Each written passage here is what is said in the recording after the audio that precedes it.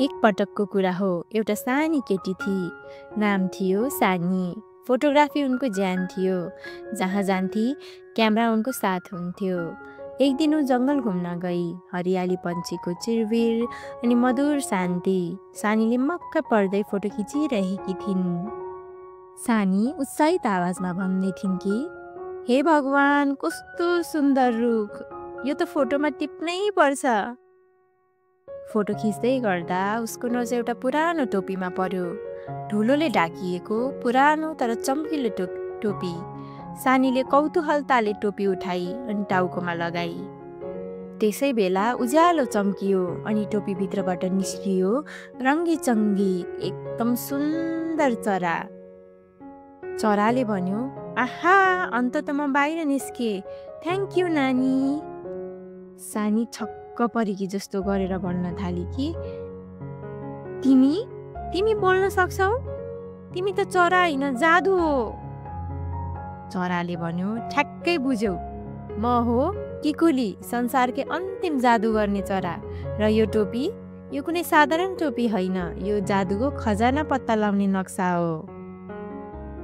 सानी त छक्क परिन्। उनले तुरुन्तै भनिन् कि म तिमीलाई साथ दिन चाहन्छु। मलाई पनि त्यो खजाना हेर्नु छ के? अनि टिकुली चराले भनी, हुन्छ, तर सजिलो हुने छैन है। हामीले पार गर्नुपर्छ हाँसोको डाँडा, भुलाउने वन अनि अन्तमा साँचो मनको ताला। सानीले पनि हस् भन्दै आफ्नो परीक्षा हुन्छ भनेर स्टार्ट गर्न थालिन्। पहिलो परीक्षा थियो हाँसोको डाँडा, जहाँ एउटा ठुले भालु बस्थ्यो। त्यो भालुले बाटो खोल्नु अघि एक सर्तमा मात्र खोल्छु भनेर भन्यो। भालु गम्भीर स्वरमा भन्न थाल्यो कि यदि तिमीहरूले मलाई हँसाउन सक्यौ भने मात्रै म डाँडा जान दिन्छु। टिकुली चरा पनि मुस्कुराउँदै भन्न थाली कि यो त मेरो फेभरेट टेस्ट हो नि। अनि टिकुली चराले जादु गरेर मकैको दानाबाट पपकर्न बनायो। सानीले त अझै कमाल गरिन्। फोटो खिचिन् जसमा भालुको नाकमा पुतली बस्दा अचम्मिनी देखियो। र भालु ठुलो ठुलो स्वरले हाँस्दै लम्पसार पर्यो। दोस्रो चुनौती थियो भुलाउने वन, जहाँ हरेक कुरा झुटो लाग्थ्यो र साँचो बाटो पनि हराइन्थ्यो। अचानक सानीले आफ्नो घर देखिन्। उसकी आमा बोलाइरहेकी थिइन्। सानी भने भावुक स्वरमा, मम्मी मम्मी, म घर जान्छु के। टिकुली चराले ठुल्ठुलो स्वरमा भन्न थाल्यो कि सानी होस गर है, त्यो झुटो हो, यो वनको जादु हो। सानी रोकिन्छे, आँखा बन्द गर्छे, सोच्दछे म यहाँसम्म किन आइपुगेको थिएँ? म यसलाई पुरा नगरिकन फर्किन सक्दिनँ। वन एकाएक हराउँछ र साँचो बाटो खुल्छ। अन्तिममा उनीहरू आइपुग्छन् साँचो मनको तालमा।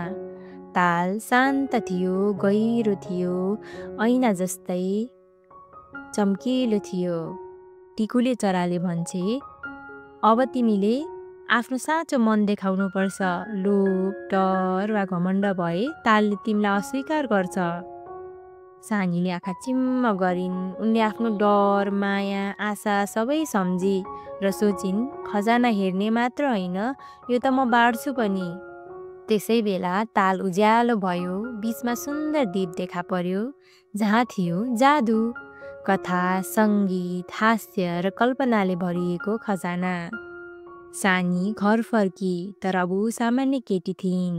ऊ बनेकी थिइन् एउटा जादु बोकेको कथा सुनाउने नायिका।